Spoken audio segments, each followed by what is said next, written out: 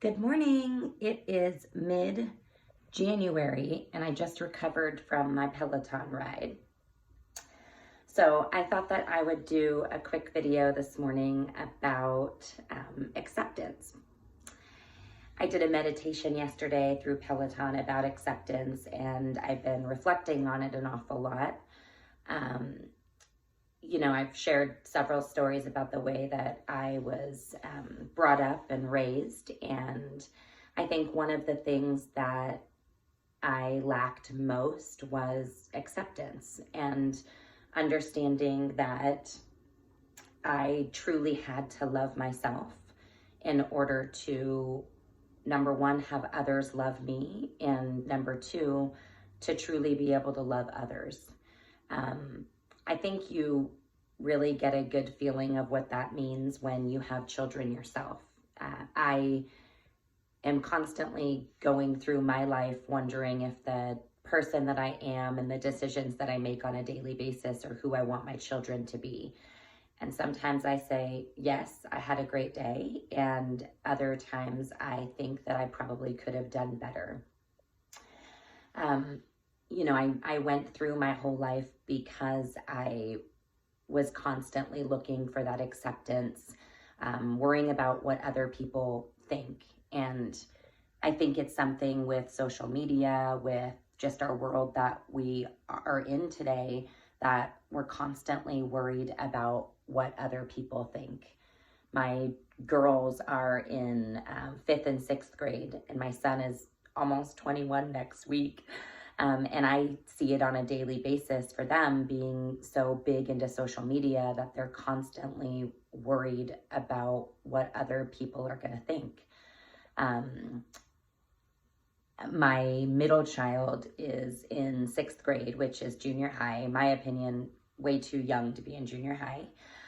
But she, on one hand, really cares about what people think, because she'll constantly come home and say, so-and-so has a phone and so-and-so has a phone. But the rule that I decided to make for my children is they don't get phones. And I'm not judging anybody who does get a phone for their child, but it just reminds me on a daily basis that the comparison factor is very big in elementary schools and junior highs.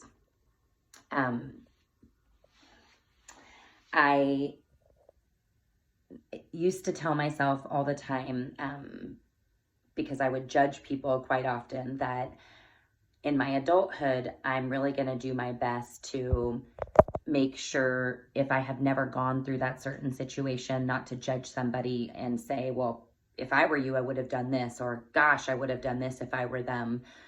Because the truth is that when we go through something ourselves, you're surprised sometimes about what decision you make, whether you thought you would have done it or not. So I really tried my best on a daily basis to remember that. And if it's something that I haven't gone through, I don't say out loud or even in my head that I would have done this different and I would have made a different choice. I think that goes into comparison, because when you see people make certain choices or you see them on social media, you say, I would never do that. Or, and again, I think one of the biggest reminders for myself is, am I proud of my children when they behave that way? And most of the time the answer is no. I am constantly reminding myself, number one, and my children when I get a chance, that hurt people. And it's something that my counselor taught me a few years ago when I would ask her, why I would make certain decisions. And she would remind me in a very soft, gentle way that hurt people. And it's kind of one of my easiest things to remember, that when I'm behaving a way that I might not want to behave, or I'm not proud of, or that I would never want my children to behave, it's probably because something's going on inside of me that I need to get in touch with and make sure to connect with and hopefully fix. So hurt people is one of those easy, gentle things that I tell myself that, really makes me kind of become more aware of the person that I'm being in the moment.